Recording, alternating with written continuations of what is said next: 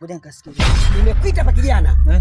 Bwana P, wewe una tabia mbovu, una tabia mbaya. Kivipi yani? Kama naomba ngoja nielewe mpaka bado sielewi nielewe bwana. Unapiga nyeto. Ndio.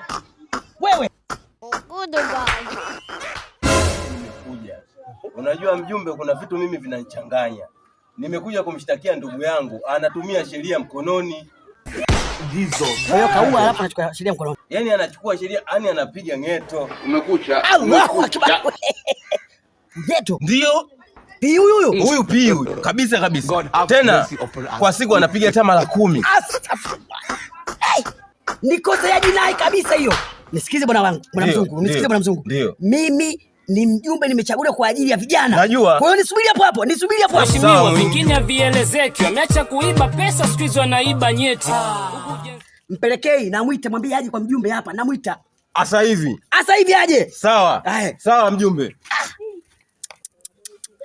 Mtoto siku hizi, mtoto 2025. Yaani huyo 2000 amepita. Huyo mtoto 2030. Sisi tunapitia mengi huko mjini, kila mtu ni pini na Vipi ndugu yangu? Kama kawaida. Mbona zulazula? Unajua leo Simba tunacheza na Azam.